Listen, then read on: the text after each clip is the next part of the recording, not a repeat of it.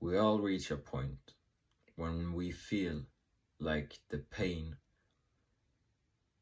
is enough.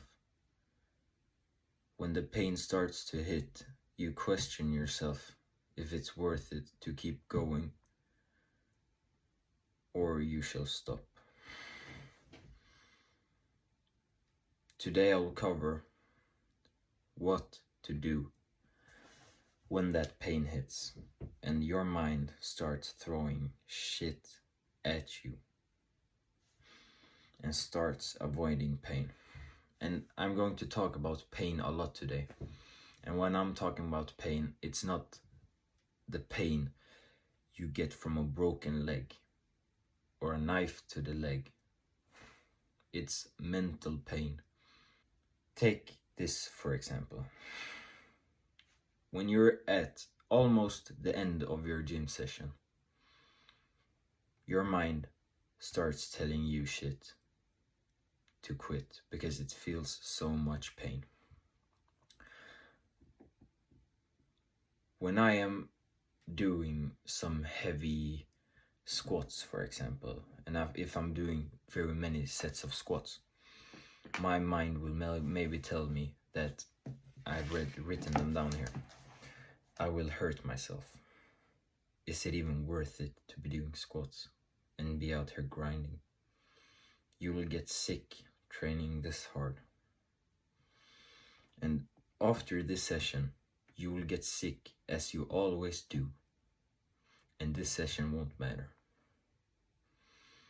And when I am exhausted, my mind tells me that I can't breathe.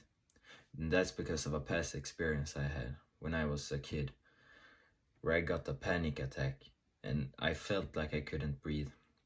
And you know, everybody, I played football, and everybody came running at me because I was small. I said I couldn't breathe, and they were like so shocked and scared for me. And then a couple of days later, me and my mother went to the doctor, and the doctor, I think she knew that I didn't have any kind of asthma or thing like that, but my mom was so worried. So I got some, asthma puffs to carry with me so that I wouldn't walk around scared of not being able to breathe. And every single training session, I'm reminded of this past experience that was very tough for me back then. And now when it comes up, I deal with it a lot better. I've found ways to push it out of my mind. And I call these pain avoidance loops, where your brain just tells you to avoid the pain that you know you need to go through. And then when I'm working or learning, it's that you could do funnier things. This is what my brain tells me when I'm working and I want to quit. You could do funnier things. It's not worth it. Be normal. You're wasting your time. You will not succeed. You could be with your family or friends right now, and go buy something that will help you do the work. And that's also a thing I found out 2 weeks ago that I unconsciously did. And it was that when I have work, I tend to seek for a solution for me to be able to do more work. And my brain makes buying things the perfect thing for me when I'm working.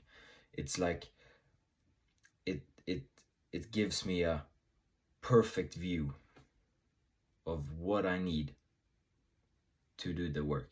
For example, this mirror I bought 2 weeks ago. When I was working, my mind told me that if you buy this mirror and you do the accountability thing like David Goggins, where you put post-it stickers on it, and then every single night you read those post-it stickers and they will be done. You will have done what you said you were going to do.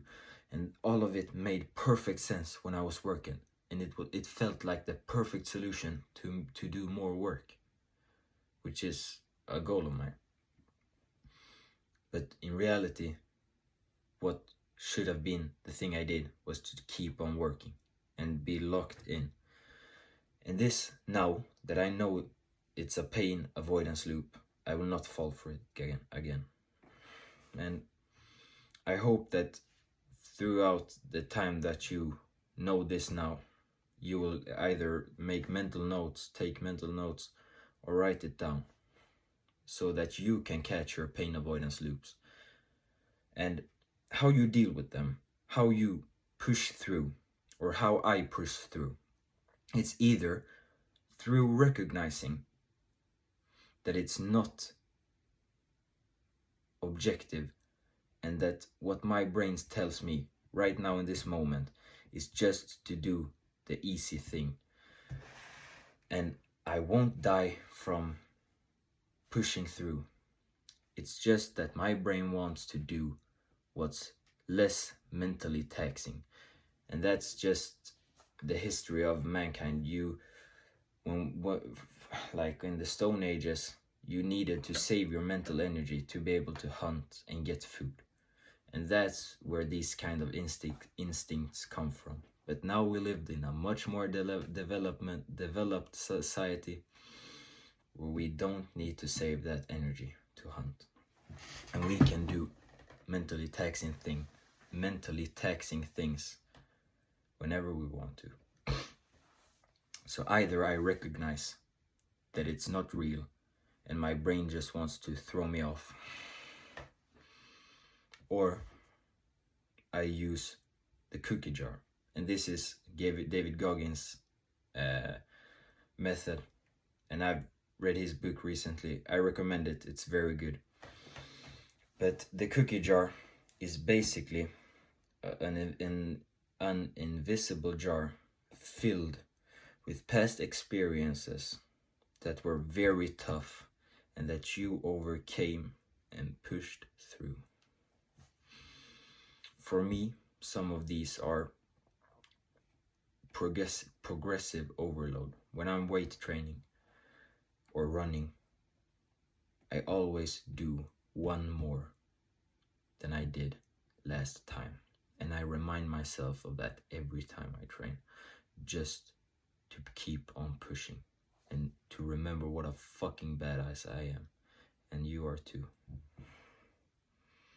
And then all of the times that I have not wanted to make a YouTube video, but I still did it and pushed through the fucking pain. This fuels me. And when I'm scared of judgment, we will all be scared of judgment to a degree, because we want to fit in a society. But I've managed to drag the fear